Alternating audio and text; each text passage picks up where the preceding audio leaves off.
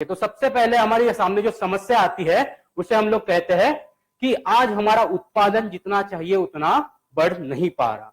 अब ये उत्पादन नहीं बढ़ पा रहा, इसकी कारण क्या है? तो हम लोगों ने किसानों से वापस बात की, उनसे पूछा कि आप जो बीज खरीदते हो, कितने लोगों ने उस बीजों के ऊपर एक जर्मिनेशन परसेंटेज यानी उस बीजों की उगम क्षमता लिखी होती है, वो कितने लोगों ने पढ़ी? बहुत बार किसान बोलते हैं 60%, कोई बोलता है 70%। तो अगर 70% उस बीजों की जो उपजाऊ क्षमता है, अंकुरित होने की क्षमता है, तो हमें देखने मिलता है कि हम कितने बीजों के पैसे दे रहे हैं। तो हम लोग 100 बीजों के पैसे देते हैं और मात्र हमें 70 छोड़ ही मिल पाते हैं, जिसकी वजह से हमारा पहले ही स्टेज में 30% का नुकसान हो जाता है। अब अगर मैं पूछूं ये नुकसान कितने भाइयों को कम करना होगा, तो हर कोई बोलता है हमें कम करना है। तो ये अब कम कैसे किया जाता है? जिस समय हम लोग स्टीम रिच का सीड ट्रीटमेंट करते हैं यानी बीजों का उपचारण करते हैं, उस समय क्या होता है कि ये जर्मिनेशन परसेंटेज को स्टीम रिच ये 98% तक लेकर जाता है। अब ये अंकुरीकरण होता कैसे है? आपने हर बार देखा होगा कि हर एक बीजों के ऊपर एक अपना कवच होता है, एक अपना आवरण होता है। जिस समय यह आवरण खुलेगा उस समय ही बीज अंकुरीकरण की प्रक्रिया शुरू होगी। बहुत बार देखा जाता है कि ये सीड कोट अच्छी तरह से खुल नहीं पाते और चाहिए वैसा जर्मिनेशन नहीं मिल पाता। इसीलिए हम लोगों ने स्टीम रिच में क्या किया कि सारे के सारे अमाइनो एसिड, जो 26 तरह के अमाइनो एसिड्स है, वो सारे के सारे हम लोगों ने स्टीम रिच में दिए ताकि अंकुरीकरण क्षमता ये 98% तक बढ़ जाए और आपको एक अच्छा उत्पादन मिले। और जो आपका होने वाला नुकसान था 30% का, वो मात्र 1-2% पर आकर रुक जाए। जब आप पहली बार स्टीम रिच इस्तेमाल करते हो तो इस तरह से आपका जो होने वाला खर्च है, सबसे पहले तो स्टीम रिच कम करने में मदद करता है। उसके बाद में अगर हम लोग बात करें तो स्टीम रिच आपके उत्पादन जो पौधे हैं उसकी क्षमता बढ़ाता है। अभी ये क्षमता बढ़ती कैसे है?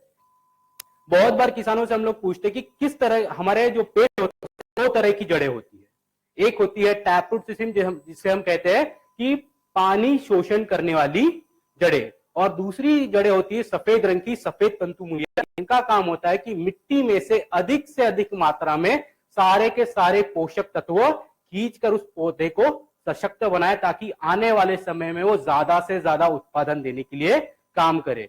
हम देखते हैं अगर ये सफेद जड़ों की संख्या कम होगी तो मॉर्टेलिटी के रेशियो ये बढ़ते हैं और हमें चाहिए वो उत्पादन नहीं मिल पाता। साथ ही साथ हमारा खर्च बढ़ता है क्योंकि वापस हमें सोइंग करना पड़ता है, वापस हमको प्लांटेशन करना पड़ता है, जिसकी वजह से हमारा खर्च सिर्फ बढ़ता है।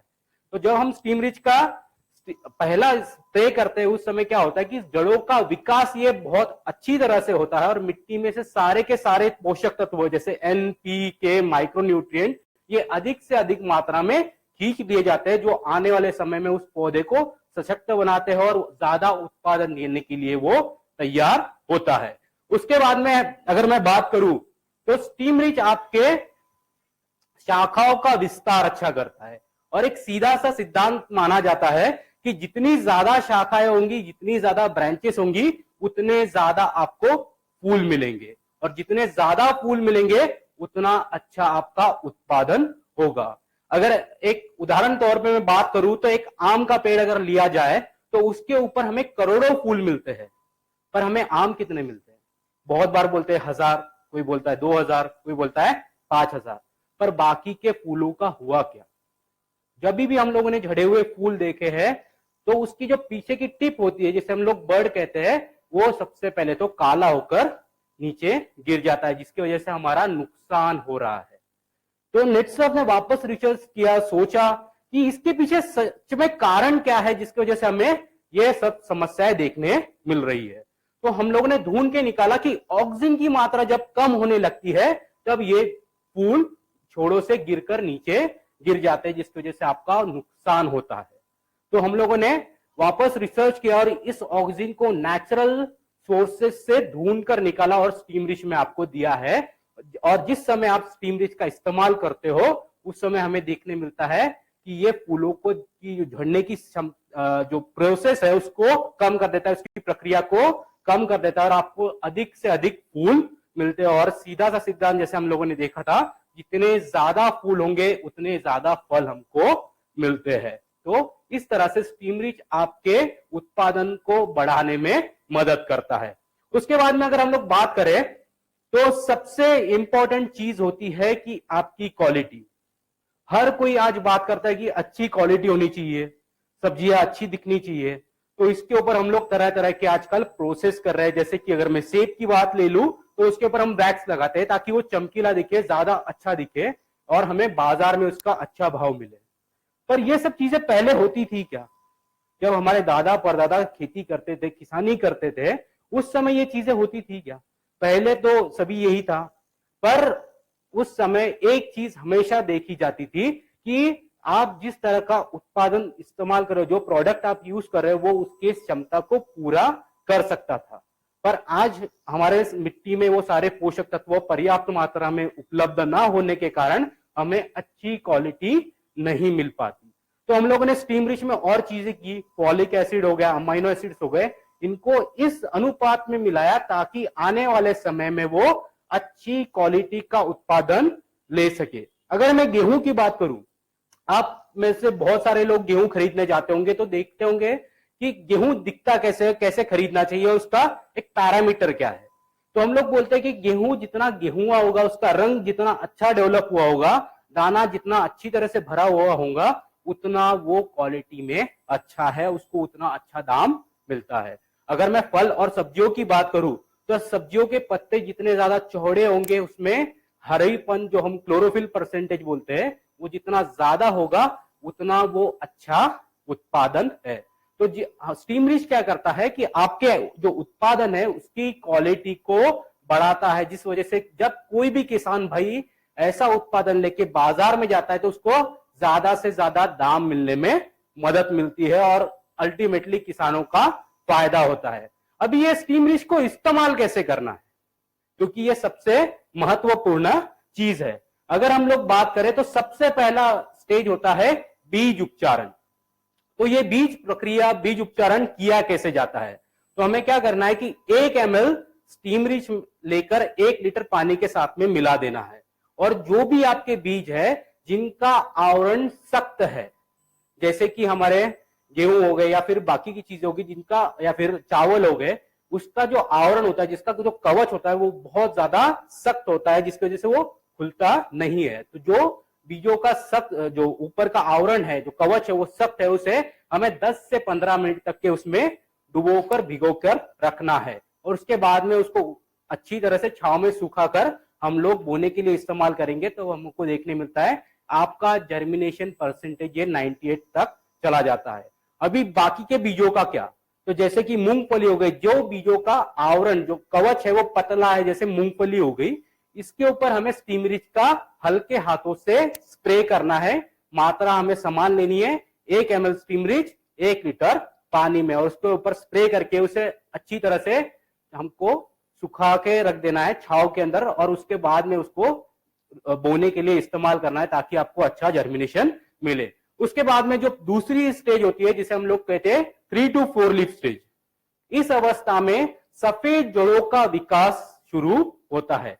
और देखने मिलता है कि इस अवस्था में अगर सफेद जड़ों का विकास अच्छी तरह से नहीं हुआ तो वो पौधा वहां पर अच्छे से फल फूल नहीं पाता है। तो जिस समय हम लोग पहला स्प्रे करते हैं 4 से 5 पत्तियां आने पर, ये सफेद जड़ों का विकास अच्छा करता है, जिसकी वजह से हमें ज्यादा से ज्यादा उत्पादन देने के लिए वो पौधा सशक्त होता है। एक उदाहरण बोलूं तो हम लोगों ने अपने घर बनाए हुए, घर बनाते वक्त सबसे पहली चीज हम लोगों ने क्या की थी कि हमारी नींव हम लोगों ने मजबूत की थी, ताकि वो इमारत उस जगह पे एक जैसी लगातार बनी रहे, ताकि हमें ज्यादा से ज्यादा समय तक वो काम आए। उसी तरह से जब आप स्टीम रिच का पहला स्प्रे करते हो, उस समय ये जड़ों का विकास अच्छा करता है, उसको सशक्त बनाता है, और वो पौधा आने वाले समय में आपको ज्यादा उत्पादन देने के लिए सक्षम बनता है। उसके बाद हम लोग बोलते हैं कि जब आपने पहला स्प्रे किया उससे 20 से 22 दिन बाद में स्टीम रिच का दूसरा स्प्रे होना जरूरी है, क्योंकि इसे हम लोग कहते हैं वेजिटेटिव ग्रोथ, यानी शाखाओं का विस्तार होने की पूरी प्रक्रिया यहां से शुरू होती है। और एक जो हम लोगों ने सिद्धांत देखा था, शाखाओं जितनी ज्यादा होंगी उतना ज्यादा हमें फूल मिलेंगे, और जितने ज्यादा फूल मिलेंगे उतना ज्यादा हमारा उत्पादन बढ़ेगा। तो स्टीम रिच को इस अवस्था में जब हम लोग स्प्रे करते हैं तो टहनियों का विकास अच्छी तरह से होता है और वो पौधा अच्छी तरह से फूल पैदावार करने में सक्षम बनता है और आपको ज्यादा इफेक्टिवली प्रोडक्शन मिलता है। उसके बाद में हम लोग बोलते हैं जब फूल धारणा होती है, या फिर अगर गेहूं की बात करें, चावल की बात करें, तो जब आपकी बालियां तैयार होती है उस समय हमें स्टीम रिच का इस्तेमाल करना है। क्योंकि जिस समय हम लोग स्टीम रिच का इस्तेमाल करते हैं उस समय क्या होता है कि जो भी कार्बोहाइड्रेट हमारे पेड़ों के तने में जमा हुआ है वो पूरा का पूरा ऊपर की ओर बढ़ के आपके फूल और आपके अनाज की तरफ बढ़ता है और उसको अच्छी तरह से भरने में मदद करता है। उसके बाद में जो आखिरी स्प्रे है वो हम लोग बोलते हैं जब फल धारणा होती है, या जब फूल ये फलों में रूपांतरित होते हैं, अनाज जब भरता है उस समय में करना है। अनाजों की अगर बात की जाए तो एक मिल्किंग स्टेज आती है, यानी अगर आप बालियों को दबाए तो उसमें से सफेद रंग का एक द्रावण बाहर निकलता है। अगर हम लोग इस अवस्था में स्टीम रिच का इस्तेमाल करते हैं तो हमें देखने मिलता है कि ये ज्यादा अच्छी तरह से भरते हैं, उसमें नेचुरली सारे के सारे तत्व जमा हो जाते हैं, उसका रंग अच्छा आता है, और जब आप ऐसा उत्पादन लेके बाजार जाते हो तो आपको ज्यादा अच्छा आमदनी भी होती है। अभी स्टीम रिच का डोज क्या?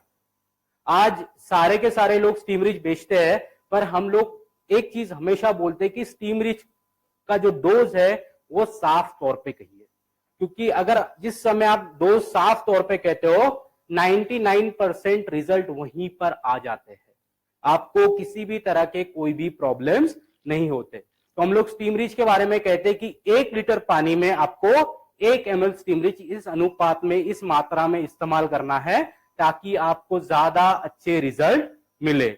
अभी स्टीम रिच इस्तेमाल करते समय 2 चीजों का हमेशा से ध्यान रखना है। सबसे पहली चीज, किसी भी केमिकल दवाई के साथ में स्टीम रिच को मिलाना नहीं है। अगर हम लोग किसी भी दवाई के साथ में अगर स्टीम रिच को मिलाते हैं तो स्टीम रिच की कार्य क्षमता ये गड़बड़ हो जाती है, वो अच्छी तरह से काम नहीं कर पाता।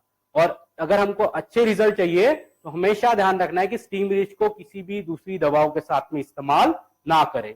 दूसरी सबसे महत्वपूर्ण चीज, हर एक किसान के पास में मात्र एक ही पंप होता है जिससे वो केमिकल दवाइयां भी स्प्रे करता है, या फिर आपकी जो ऑर्गेनिक दवाइयां है वो भी स्प्रे करेगा, या स्टीम रिच भी उसी के साथ में उसी में स्प्रे करेगा। तो जब भी हम लोगों को कोई भी स्टीम रिच का स्प्रे करना हो उस समय स्टीम